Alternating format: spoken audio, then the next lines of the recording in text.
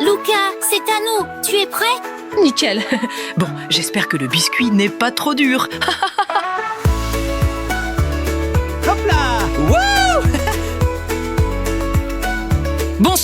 Bonsoir Perpignan. Waouh, que de monde! Bonsoir. Super d'être là avec Lucas et vous tous, Ouais. petits et grands, pour fêter les 20 ans des Mini-Talk. Trop cool. Regarde, j'ai amené l'album souvenir des Mini-Talk. Ah oui, 20 ans de challenge quand même, c'est pas mal. Faut pas le dire, mais on est les seuls à n'avoir pas pris une ride. Oh, c'est pas drôle. Bon, on y va? Allez, go!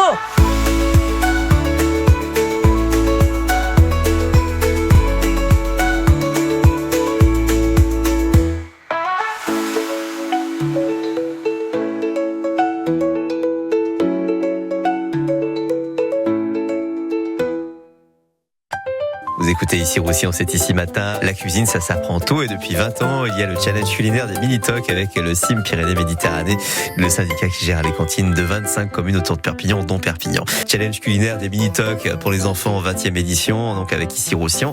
À suivre. Ah, bonjour les enfants, vous allez bien? Salut Maïté. Oui, ça va. Nickel. Bonjour.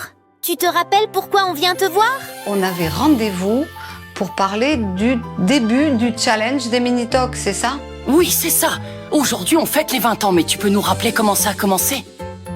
Tout a commencé en 1993. Je deviens adjoint au maire de la ville de Perpignan et je préside le CIST, ancêtre du CIM, chargé de la restauration scolaire de Perpignan et des communes autour. La société qui fabrique les repas lance un concours national pour inciter les enfants à manger des légumes. Le gagnant voyait sa recette servie dans tous les restaurants scolaires. Puis quelques années plus tard, le concours est stoppé. C'est l'occasion de réfléchir à une vraie stratégie autour de l'éducation à l'alimentation. Les élèves devaient inventer une recette à base de légumes, une opération que j'ai voulu ancrer sur le territoire, que nous avons appelée Mini-Talk en leur honneur. Et nous voilà 20 ans plus tard, et on a bien grandi. Alors les enfants, qu'en pensez-vous? On en pense que ça a été une super idée. Faire connaître et aimer les légumes aux enfants, c'est super dur. Mais là, avec les élèves de CM2, on a joué à Top Chef. Rien de tel que de mettre la main à la pâte et faire des petits plats comme au restaurant. Depuis, lorsqu'il y a des courgettes à la cantine, on sait comment ça a été préparé et on se régale. Oups, il ne faut pas que je laisse brûler mon gratin de Du courgettes. gratin, du Et gratin. voilà. Miam! Super, du gratin. Vous voulez le goûter?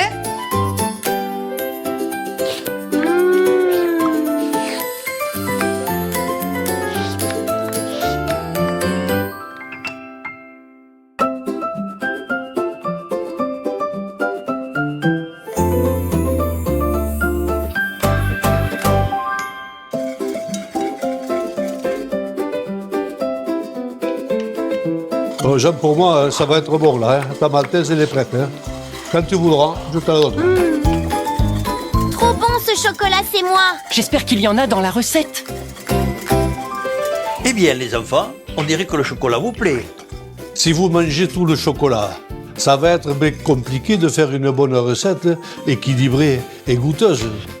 Mais au fait, quel est le point commun à toutes les recettes depuis le début des Mini-Talk qui ont gagné ce challenge? Alors? Eh bien, tout simplement, c'est le goût. Le goût, mais aussi la saveur, les textures, l'originalité, l'assaisonnement. Tout est important dans la recette.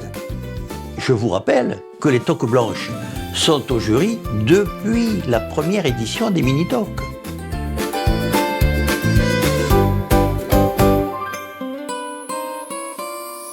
Attention! Asperges aux oranges maltaises! Et avec du chocolat. Voilà les enfants, voilà Henri. Oh, quelle belle assiette. Et vous en pensez quoi? Trop beau. Direct, premier prix des Mini-Talk.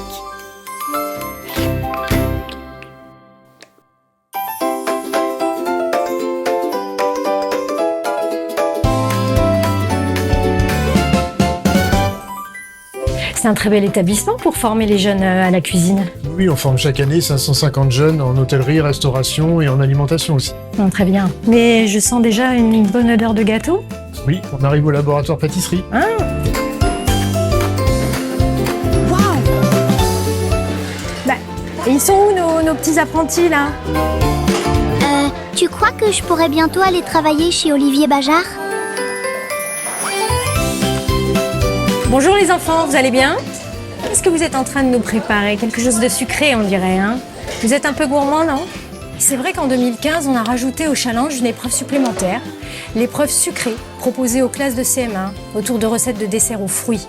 Et d'ailleurs, c'est à ce moment que le lycée Bourquin nous a ouvert les portes pour la première fois et on en est ravis. Dès sa première année de fonctionnement, le lycée a accueilli les 20 petits candidats, aidés par nos bacs pro et nos bacs techno aussi. Ça a été et c'est toujours une sacrée expérience pour tout le monde d'ailleurs.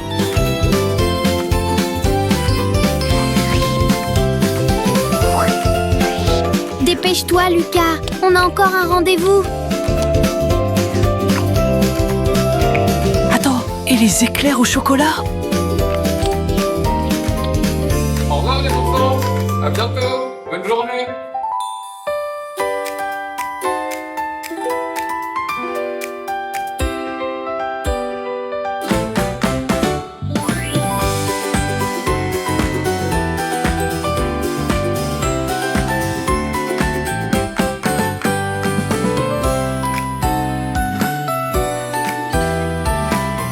Alors les enfants, bien mangé? Trop bon. Ça fait vraiment plaisir de voir ces enfants réunis pour cette journée de cohésion, comme on dit, où ils découvrent les producteurs de notre territoire, les parrains du challenge et les restaurateurs, comme ici, aujourd'hui, à Pézilla-la-Rivière, chez Philippe Coste, à la Ramon Gourmand.